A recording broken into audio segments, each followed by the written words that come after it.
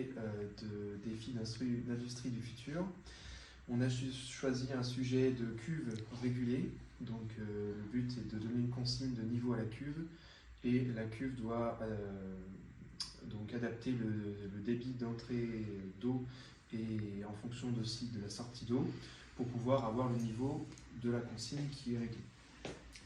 Le système est composé de plusieurs IHM, donc on peut commander un start pour pouvoir démarrer le système de n'importe quel IHM. Si par exemple sur cet IHM je start, ici on a un témoin de start, sur les autres IHM le start est passé et la cuve commence son remplissage. On peut voir la consigne sur Factory.io.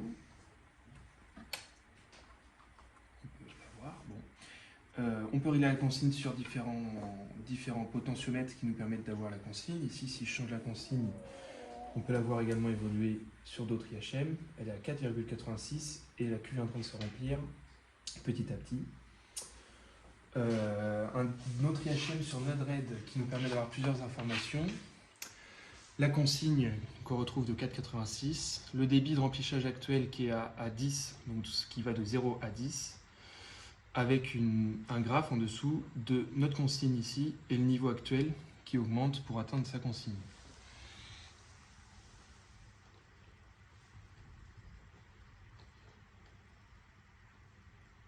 Alors, petit changement qu'on peut effectuer, on peut mettre une perturbation sur la cuve. Ici actuellement il n'y a pas de consigne de vidange, c'est-à-dire que la cuve ne se vide pas. On peut ajouter une consigne de vidange pour augmenter donc le taux de débit de vidange de la cuve, ce qui va permettre à la cuve donc de fournir ce qu'elle doit fournir, et l'automate doit réguler le débit entrant pour pouvoir donc compenser cette perte d'eau. Alors ici là on voit que la consigne à 4,86 est toujours la même et que le niveau est à 4,71 et va se réguler pour atteindre 4,86.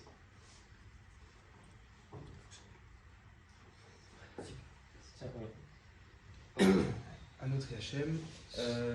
Donc pour ce qui est de App Inventor, donc, on a pu développer grâce à cette application une application sur téléphone, donc, on va pouvoir se connecter à notre système avec le protocole MQTT via Node-RED.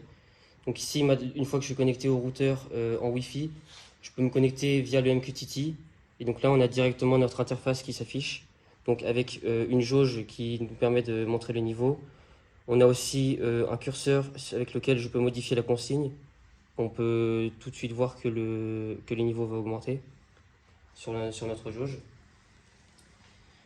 On a aussi tous les boutons qui nous permettent de contrôler le système. Donc on a un mode automatique et un mode manuel.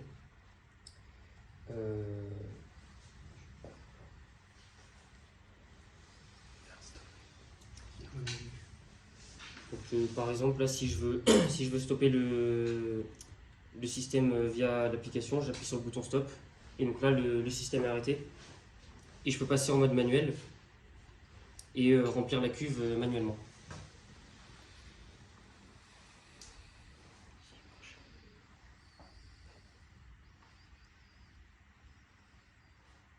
Hop, attends, ah oui. Stop. Start. Voilà, donc là la cuve se remplit manuellement.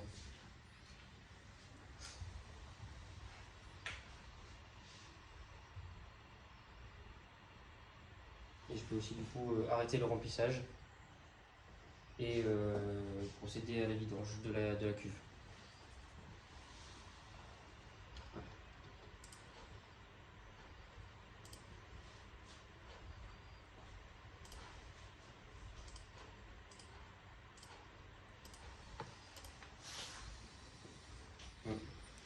Il y a une dernière interface sur Excel où on peut voir qu'il y a un marche et arrêt qui est grâce à une macro Excel qui va permettre de changer la variable marche dans le serveur OPC UA. Et donc on peut voir que si par exemple j'appuie sur arrêt, ça va se mettre en arrêt sur la maquette virtuelle.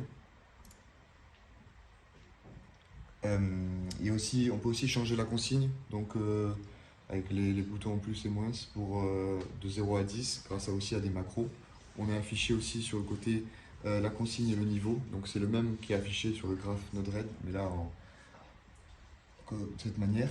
On a aussi fait une base de données donc, qui est juste ici, où on peut voir l'historique de tout ce qui s'est passé sur la machine. Dès qu'il y a un changement d'état de la machine, donc marche, arrêt, alerte, manuel, et ça nous enregistre une ligne de data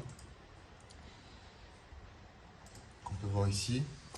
Et grâce à cette icône, on peut transformer ces datas en une page PDF.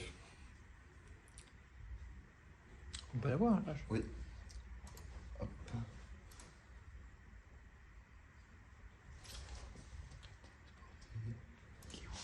Il est-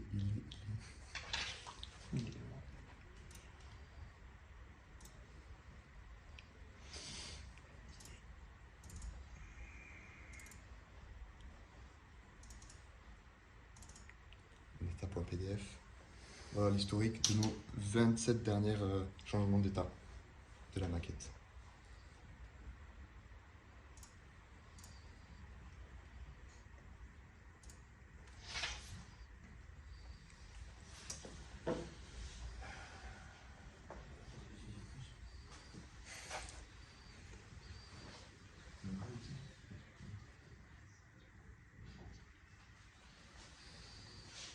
Et le dernier IHM, donc, qui est celui-là de PLC Next dans la programmation de l'automate, donc qui est sur un écran déporté de l'automate. Donc on a les mêmes consignes que les autres IHM principales, c'est-à-dire qu'on peut faire un stop sur notre machine. On peut également passer notre machine en mode manuel pour pouvoir faire, comme tout à l'heure, une demande de vidange ou de remplissage. Voilà. Donc, On peut refaire un remplissage là? donc le remplissage, donc la consigne du remplissage est faite par la jauge qui nous revient au potentiomètre de tous les autres IHM. Donc si je veux un remplissage de 6, je mets ma jauge sur 6, consigne 6. Vidange, ça met vidange. Si je veux mettre un remplissage un peu plus élevé à 8, je fais 8 et je fais remplissage.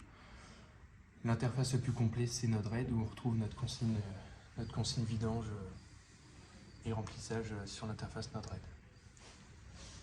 La vidange de 6 et le remplissage de 8.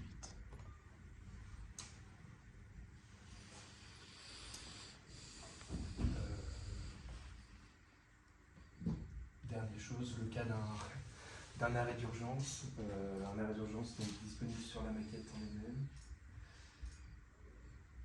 Donc, qui nous permet de mettre notre machine en arrêt total, qui réinitialise tous nos gravesets, comme l'a préconisé le GEMA, et la machine s'arrête dans son remplissage normal pour qu'un intervenant vienne pour pouvoir enlever l'arrêt d'urgence, remettre la machine en état donc, de marche, et puis appuyer sur un start si elle veut continuer son cycle et reprendre le cycle normal. On peut dire qu'il y a aussi le niveau qui est affiché et la consigne. C'est Le consigne actuel. consigne actuelle. Donc,